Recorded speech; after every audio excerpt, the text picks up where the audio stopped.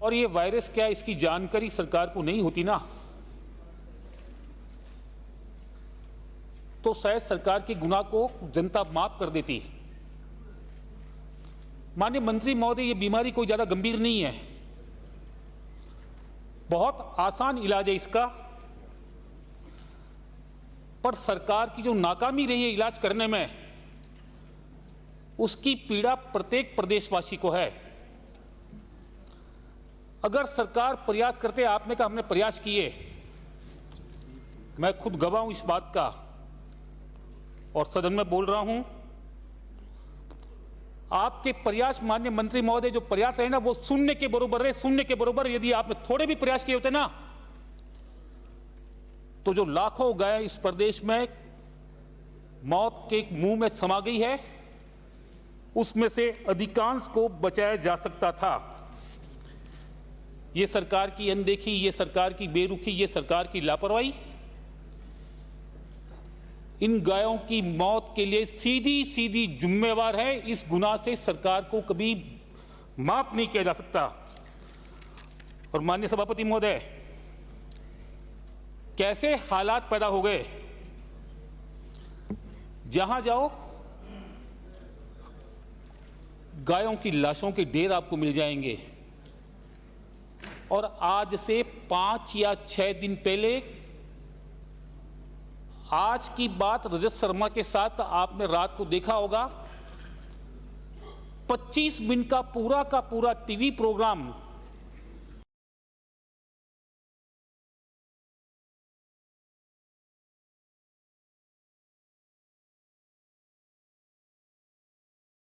जो मुख्य सड़कें हैं, वहां एक नहीं सैकड़ों गायों के चित्र उसने टीवी के जरिए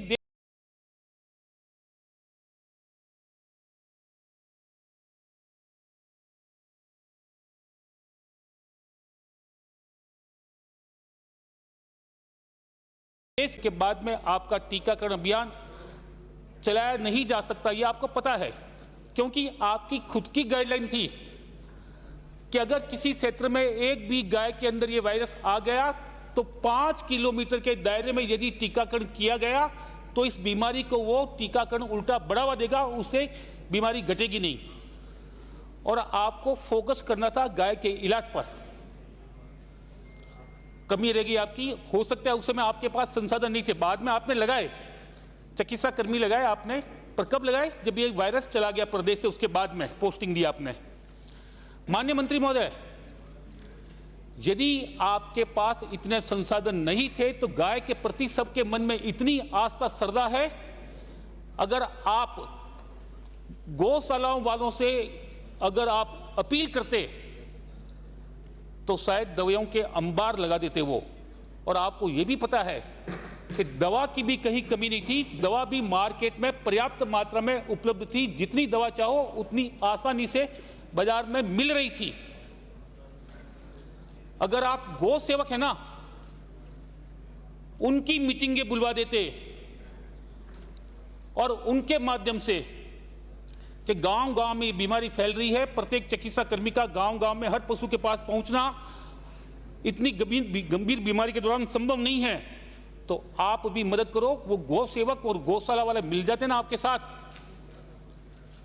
तो शायद ये लाखों गाय जो मौत के मुंह में चली गई है वो बच जाती। माननीय मंत्री महोदय, हालात क्या, जहां जाओ वहां लंपी को लेकर गांव वाले चिंतित, कुछ करना भी चाहते हैं, वो अपनी ओर से कुछ योगदान है राशि का तो वो भी देने को तैयार, गायों के लिए दिन रात सेवा करनी है तो उसके लिए भी वो तैयार, पर उनको पता नहीं है कि उसका इलाज क्या है, उसको दवा क्या देनी है, किस समय क्या प्रिकॉशन रखने, ये उनको पता नहीं।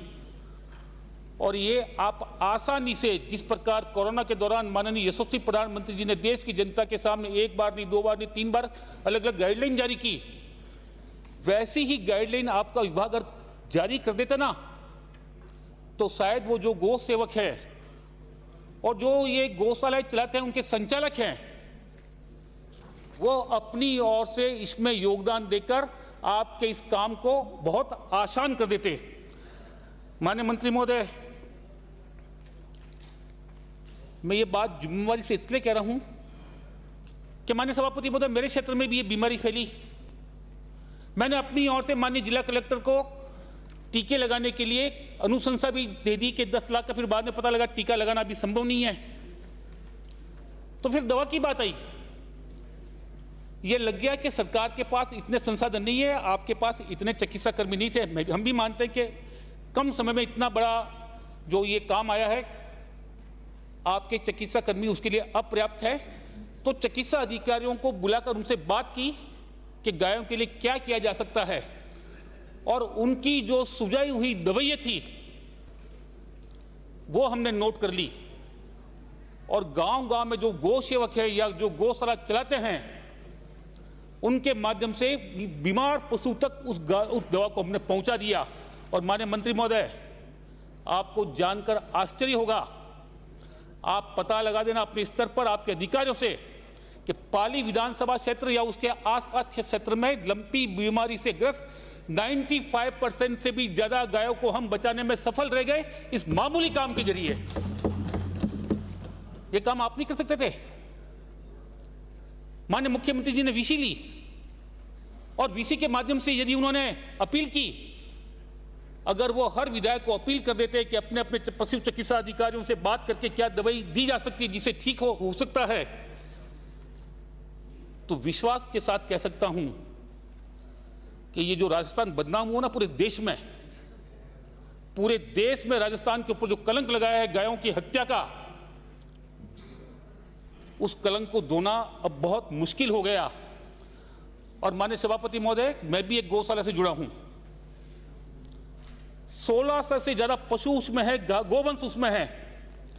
और माननीय सभापति महोदय, आपको जानकर आश्चर्य होगा, राजस्थान की पहली गौशाला होगी।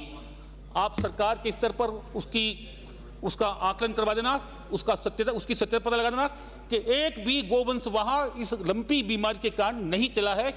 इसका मतलब इस बीमारी का इलाज था, और आसान इलाज था, कोई बहुत बड़ा इलाज नहीं। पर हम आसान काम को भी कर नहीं सके, और हमारी नाकामी को हम यह संसद सदन में कहते हैं कि हमने ये किया वो किया।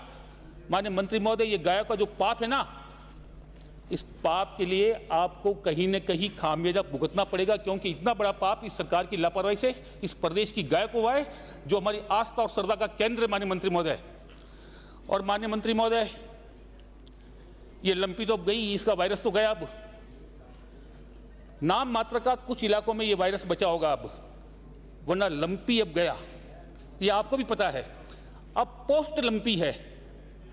लंपी से ग्रस्त गायें जिनके गांठें हो गई थी, 100 में से 80% गायों की दवाई के कारण गांठें गल गई और वो गाय ठीक हो गई। पर जो 20% गाय बची है जिनके गांठें बड़ी थी या गंभीर थी और वो गली नहीं, उन गांठों ने अब घाव का रूप ले लिया, और उस घाव का सही समय पर इलाज नहीं हुआ तो उस घाव के अंदर कीड़े पड़ने के कारण जो गायों की दुर्दशा हो रही ना, उससे आप कैसे उस गाय को बचा सकते हो, उसकी थोड़ी चिंता करो आप। एक क्षेत्र में आपको ऐसी कई गाय मिल जाएगी जिनके घाव या घाव के बाद में कीड़े।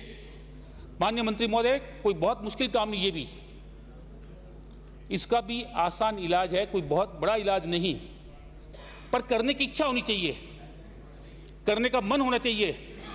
अब गाय के प्रति यदि आपके मन में कुछ है ही नहीं, और गाय को मात्र आप एक पशु मान लोगे ना, कि क्या हो गया, कुछ पशु मर गए, क्या फर्क पड़ जाएगा सरकार को? कि गाय हमारी आस्था और श्रद्धा का बहुत बड़ा प्रतीक है, और उस नाते मेरा आपसे आग्रह रहेगा, आप जिम्मेवार भी हो, कि हम अब जो पोस्ट लंपी की गायें हैं जिनके घाव या घाव में कीड़े पड़ गए, जो कमी आपने पहले रख दी, मेहरबानी करके अब कमी रखना मत। और इन पोस्ट लंपी की गायों से यदि आपके पास हो सकता है, इतने संसाधन नहीं हो, तो आप गौशाला वालों से सहयोग ले सकते हैं। और आज के समय में आपको जिले के नहीं, प्रदेश के हर गांव में कोई न कोई गौ सेवक की टीम आपको तैयार मिलेगी, जो आपके इस काम में आपके जो अधिकारी कर्मचारी काम करते हैं उससे ज्यादा काम करके आपके काम में सहयोग देने को तैयार है। और वहां यदि आपको कहीं लगता हो धन की आवश्यकता है, तो लगभग आपने भी खुद ने कहा है कि सारे एमपी ने, सारे एमएलए ने आपको अनुशंसा कर दी है। और आश्चर्य की बात है कि अनुशंसा करने के बाद में एक एक महीना बीत गया और आपका पैसा अभी दवाइयों के काम नहीं आ रहा है। उससे ज्यादा नाकामी सरकार की क्या हो सकती है माननीय सभापति महोदय?